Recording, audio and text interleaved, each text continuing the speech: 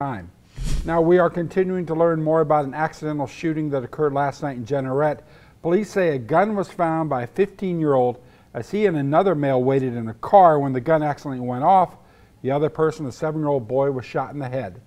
It happened around 6:20 last night on Main Street. Our Taylor Toole is in the studio. And Taylor, you spoke with Jeanerette PD today. What else did they tell you? Scott, Jeanerette police say the two children, who are cousins, had just had their haircut at a nearby barber shop.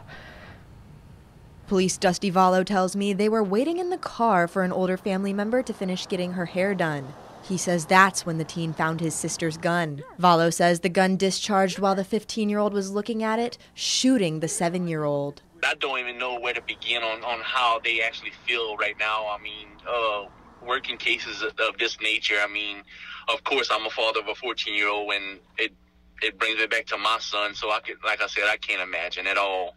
I spoke with one of the barbers at the shop. He didn't want to speak on camera, but he tells me he had just finished cutting the boy's hair. He tells me he did what he could until paramedics arrived. The child was then taken to a Baton Rouge hospital by helicopter, where he died about an hour later. Chief Vallo says the 15-year-old is not facing charges at this time.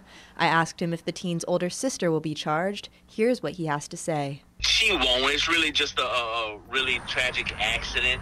She didn't have any intentions of the kid messing with the gun or anything. I mean, it's totally legal to carry a weapon on your person. Kids just began looking and found the gun, and it just very tragic. Moving forward, the chief says this tragedy serves as a reminder to those in the community. As families, parents, sisters, brothers, whoever, we have to be mindful where we put these weapons if we're going to carry them, and make sure they're locked and secured, especially if they have children around.